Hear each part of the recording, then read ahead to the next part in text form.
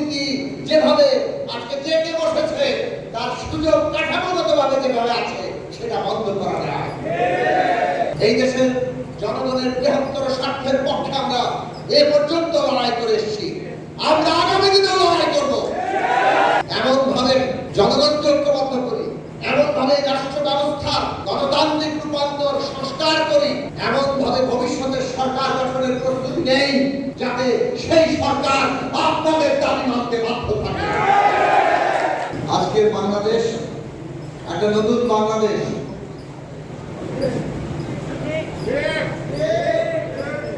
বাংলাদেশে ৫৩ বছর ধরে যে ফ্যাসিস্ট শাসন ব্যবস্থা ধীরে ধীরে এইভাবে আমাদের উপরে জগদ্দল পাথরের মতো চেপে বসেছিল, এই শাসন ব্যবস্থা যাতে আর কোনোদিন না আসতে পারে,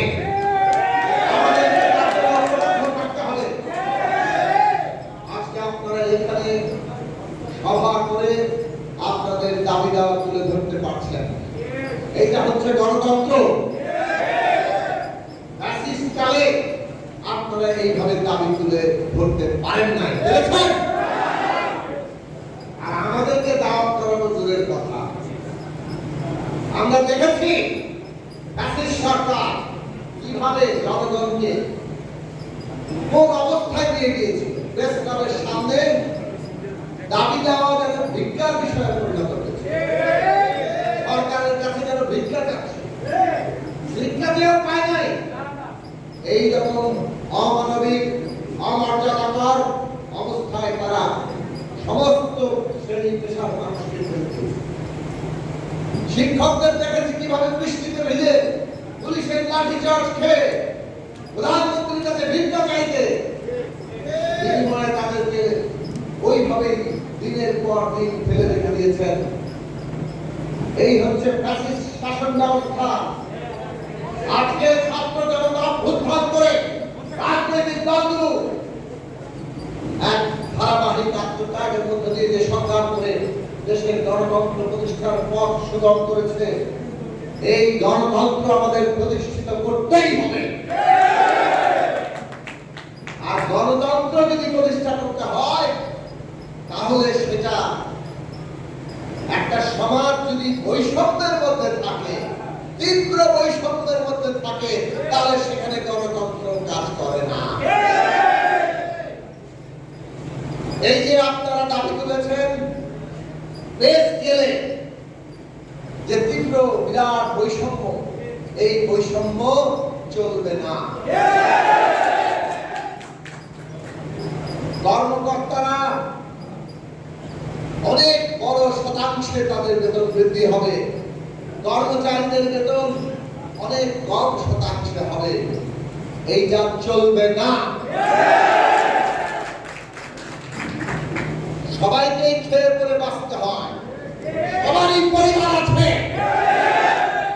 এই জায়গা যদি আমরা খেয়াল রাখি, তাহলে আমরা বলবো আগামী দিনে বেতন বৃদ্ধি অবশ্যই সুষম এবং ন্যায্য হতে হবে। আমরা পরিষ্কার করে চাই একটা অভিন্ন পদ্ধতিতে সরকারি কর্মকর্তা কর্মচারীদের নিয়োগ দিতে হবে। সারা দেশে সমস্ত সরকারি প্রতিষ্ঠানে নিয়োগের ক্ষেত্রে একটা অভিন্ন পদ্ধতিতে আসা দরকার, যাতে করে যোগ্যতার ভিত্তিতে সবাই বিভিন্ন চাকরিতে নিয়োগ পায়। ঘুষ, তদবির, নিজের লোক নিয়ে নাও, এইভাবে তারা একটা চরম নৈরাজ্য দুর্নীতির আখড়া তৈরি করেছে। আমরা আগামী দিনের বাংলাদেশে ঘুষবিহীন, দুর্নীতিমুক্ত, তদবির মুক্ত চাকরি চাই। আমাদের তরুণ প্রজন্মরা যার যার যোগ্যতার মেধা অনুযায়ী যাতে বাংলাদেশের সমস্ত চাকরি ক্ষেত্রে চাকরি পেতে পারে, সেই একটি জায়গা যদি আমরা প্রতিষ্ঠা করতে পারি, বাংলাদেশ বহুদূর এগিয়ে যাবে। কাজেই আমাদের অত্যন্ত গুরুত্বপূর্ণ আপনারা দাবি তুলেছেন যে একটা অভিন্ন পদ্ধতিতে এই নিয়োগ আনতে হবে। কাজেই সংস্কার আমরা চাই। সংস্কারের বড় জায়গা হচ্ছে এই সরকারি কর্মকর্তা কর্মচারী যে বিপুল বিক্রমে কাজ করেন, সেইখানে সংস্কার আনা, যাতে দুর্নীতি যেভাবে আজকে জেগে বসেছে তার সুযোগ কাঠামোগতভাবে যেভাবে আছে সেটা বন্ধ করা যায়। আর দুর্নীতি বন্ধ করতে চাইব, আর আমাদের কর্মকর্তা কর্মচারীদের প্রয়োজনীয় বেতন দেব না। তাকে হয় না খাইয়ে রেখে আপনি বলবেন যে আপনি দুর্নীতি করেন না। এইটা হচ্ছে আসলে বড় দুর্নীতি করার একটা ষড়যন্ত্র। যে বড় জায়গা আছে তিনি তো বড় রাখল পোহাল, বড় বড় মাছ রুই কাটকা তারা দুর্নীতি করবে, কিন্তু দুর্নীতিটা তারা সর্বস্তরে চান, একেবারে নিম্নতম পর্যায় পর্যন্ত দুর্নীতি যাতে ছড়িয়ে পড়ে। তাতে কি সমস্যা হয়? ওই পুরো প্রতিষ্ঠানে আর ন্যূনতম কোনো নৈতিক জায়গা থাকে না। আপনি যখন একজন কর্মচারী হিসেবে ধরুন আপনি 1000 টাকার দুর্নীতি করলেন, তারপরে যদি আপনার বড় কর্তা 1 লক্ষ কিংবা 1 কোটি টাকার দুর্নীতি করে, ওর বিরুদ্ধে কথা বলার কোন নৈতিক জায়গা আপনার থাকে না। পুরো প্রতিষ্ঠানটাকে ধ্বংস করার জন্য দুর্নীতি সব জায়গায় ছড়িয়ে দাও, তার মধ্য দিয়ে এই পুরো লুটে পুটে খাওয়ার ব্যবস্থাটা করো। কিভাবে তারা এই দেশটাকে লুটপাট করেছে, ব্যাংকগুলো সব ফোকলা বানিয়ে দিয়েছে। ইতিমধ্যে গভর্নর বলছেন, নতুন নিয়োগপ্রাপ্ত গভর্নর, আগেও তিনি এই ব্যাংক লুটপাটের বিরুদ্ধে কথা বলেছেন। এখন তিনি যখন গভর্নর হিসেবে বসছেন, তিনি বলছেন 7 থেকে 9টা ব্যাংক অত্যন্ত ঝুঁকির মধ্যে আছে। আপনারা বুঝতে পারেন একটা দেশের অর্থনীতি কিরকম ঝুঁকির মধ্যে ফেলেছে এই লুটেরারা। আজকে এই ব্যাংক লুটপাট, এই যে প্রকল্পের নামে 1 টাকা যেখানে খরচ হওয়া দরকার 50 টাকা সেখানে খরচ করে লুট করে টাকা পাচার করে নিয়ে যাচ্ছে, আর উপর থেকে চুইয়ে চুইয়ে কিছু দিক পর্যন্ত ছড়িয়ে ছিটিয়ে আপনাদের শান্ত রাখছে। এই হচ্ছে লুটেরাদের ষড়যন্ত্র। এর কাঠামোগত সংস্কার করতে হবে। আমরা সবাই মর্যাদা নিয়ে বাঁচতে চাই। আমাদের সন্তানরা যাতে গর্ব করে বলতে পারে তারা ন্যায়ের পথে, তাদের পরিবার, তাদের পিতা মাতা তাদের ন্যায়ের পথে ছিলেন, সততার সাথে জীবন যাপন করেছেন, এবং তারাও নিজেদের যোগ্যতা নিয়ে সেই মর্যাদা নিয়ে দাঁড়াতে পারে।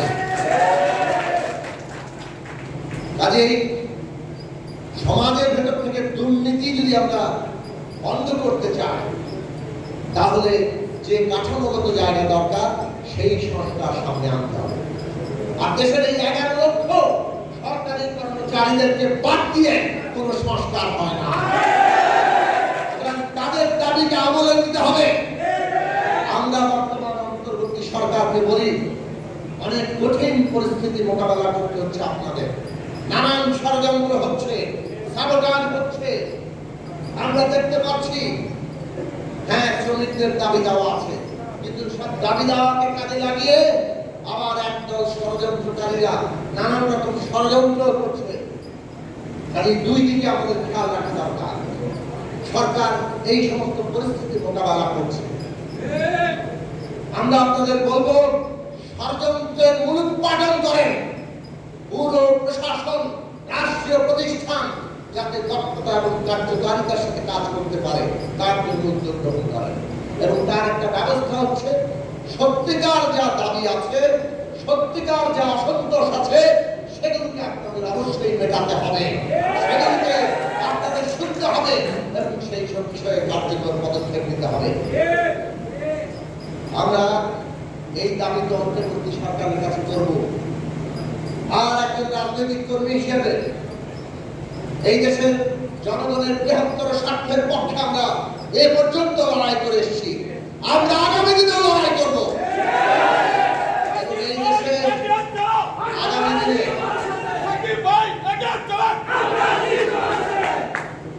এই দেশে বর্তমান সরকার এবং আগামী দিনে যারা সরকার আসবে, বাংলাদেশের জনগণের স্বার্থের পক্ষে আমরা নীতি তৈরি করতে সচেষ্ট থাকব। আমরা বাংলাদেশের জনগণের বৃহত্তর যে স্বার্থ, সেই অনুযায়ী রাষ্ট্রকে সাজাতে চাই, রাষ্ট্রের নীতিকে সাজাতে চাই। আসুন ঐক্যবদ্ধ হই, এমন ভাবে জনগণকে ঐক্যবদ্ধ করি, এমন ভাবে রাষ্ট্র ব্যবস্থা গণতান্ত্রিক রূপান্তর সংস্কার করি, এমন ভাবে ভবিষ্যতের সরকার গঠনের প্রস্তুতি নেই যাতে সেই সরকার আপনাদের দাবি মানতে বাধ্য থাকে। সেই আশা আপনাদের কাছে আছে। একটা ঐতিহাসিক সুযোগ আমাদের দেশের ছাত্র জনতা আমাদের সামনে হাজির করেছে। একটা বড় পরিবর্তন এই দেশের জন্য সম্ভব। এই দেশের সকলের উন্নতি, সকলের মর্যাদা, সকলের জন্য সুযোগের সমতা, এই জায়গা প্রতিষ্ঠা করা সম্ভব যদি আপনারা ঐক্যবদ্ধ থাকেন।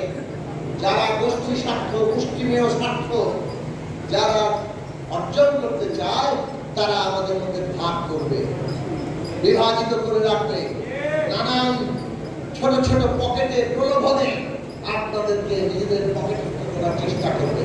কিন্তু জনতা যদি ঐক্যবদ্ধ থাকে, অনেকে বলেছিল এই ফ্যাসিস্ট সরকার নাকি কোনোদিনই পতন ঘটবে না।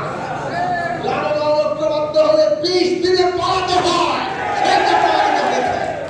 আমরা যদি ঐক্যবদ্ধ থাকি তাহলে বাংলাদেশ সকলের উন্নতি, বাংলাদেশ সকলের জন্য সুযোগের সমতার বাংলাদেশ, বৈষম্যহীন বাংলাদেশ, এইটা বাস্তবায়ন করা সম্ভব হবে এবং প্রত্যেকের এমন মর্যাদা প্রতিষ্ঠা হবে যাতে প্রজন্ম থেকে প্রজন্ম আপনাদের নিয়ে গর্ব করতে পারে। সেই জায়গা আমরা তৈরি করতে চাই।